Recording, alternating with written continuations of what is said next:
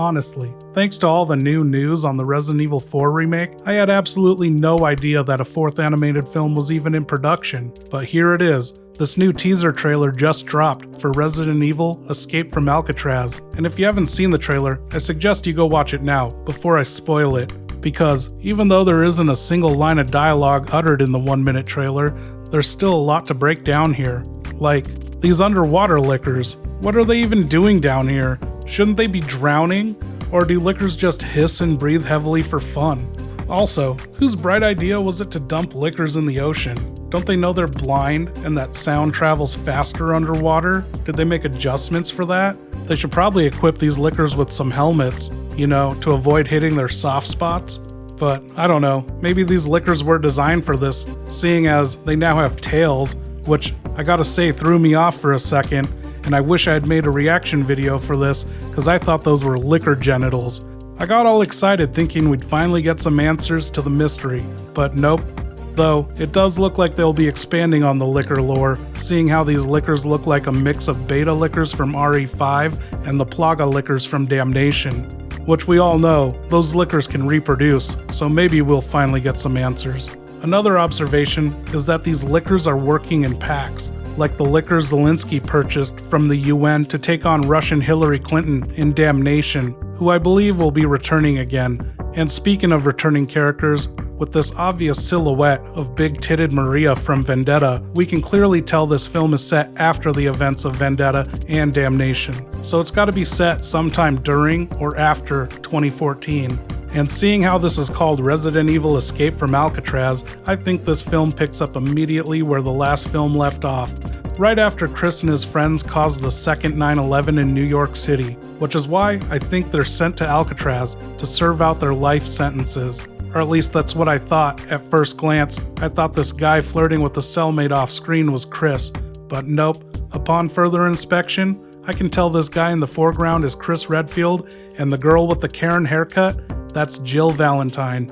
I don't know, maybe they were sent to prison, but the prison didn't know that Chris was friends with the master of unlocking shit, which explains how they all broke out of their cells. And I've seen comments on the trailer saying that this Jill Valentine in this movie might only be in flashbacks, seeing as her carpets don't match the drapes we saw in Resident Evil 5, and the fact that Capcom, like Leon, don't want to be seen with women over 25 years old. But I have two solutions for this. Capcom is just ignoring the fact that Jill Valentine would be 40 years old in this appearance, and there's a thing called hair dye. Also, just look at the ballistics. This isn't a flashback Jill. And people are saying that this shooting range scene is going to show the first time Jill met Chris, but I don't recall her having that rack in '98. Also, the shooting range in the RPD basement didn't have a window behind the shooters, nor did it have a vending machine. And if you think this movie doesn't care about the setting's accuracy, think again. I noticed on the monitor that the map and location of Alcatraz is accurate to the real world. At first I was like, what the f*** is Treasure Island? But nope, according to Google, Treasure Island is a real place, and it's right next to Alcatraz.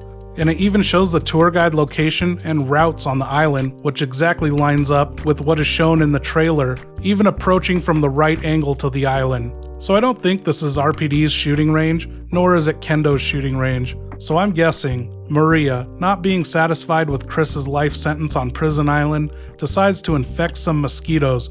I think Maria's going to use a malaria-triggered, zombie-like virus. People who visit Alcatraz are secretly infected, but once they're bitten by a mosquito outside of Alcatraz, they turn into zombies, threatening the whole world because there's no telling where an outbreak can occur. Sort of like in the previous film, where everyone was unknowingly infected until they were hit with a catalyst that spread the infection through New York City. I could be wrong though. But that seems to be what Rebecca's investigating here. Contact tracing the island visitors and studying mosquitoes, infected-looking mosquitoes. And I'm also predicting that Leon will finally meet Jill, but they're going to play it off like they meet all the time off-screen, just like he cold-shouldered Rebecca in Vendetta. And my theory for Leon, I honestly think he isn't going to be involved in this story. Yeah, we can see him roaming around on his motorbike looking for innocent families to kill in the name of national security, but I doubt he's doing this as a team up with Chris Redfield. Leon is Secret Service and Chris is B.S.A.A. it'd be too much of a stretch of the imagination getting them to team up again for the third time for the third zombie outbreak in a row. You'd really have to suspend your disbelief. So yeah, I'm thinking Leon might be on a side mission to finish what he and Helena started back at Tall Oaks. Cause yeah, look at this silhouette. That looks like the giant underwater, freshwater, zombie mutant shark that he thought he killed under Tall Oaks Cathedral, but now it's back for revenge. And if you think that's a stretch of the imagination, trust me, it can happen. It happened in the Jaws series, where Jaws hunted down the dude's wife to finish the job. Anyway, what else is there? Oh, this shot right here with Maria. I believe that this frizzy-haired lady in the foreground is the Hillary Clinton from Damnation. Like, maybe she got sent to Alcatraz too after her war crimes were exposed. You can clearly see that she's in some prison place by the bars on the window. So hopefully this is going to be a villain team-up which ties the two best films in the series together.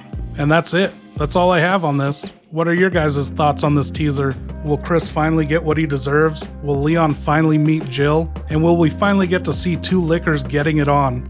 Let me know down in the comments. And if you found this video entertaining or informative, please click that like button, share the video, and make sure to subscribe for more Resident Evil content. And welcome to the R-Retards, Trevor, Christopher, and Curtis Skidmore. Thank you guys. Links in the description below if anyone else would like to show their support.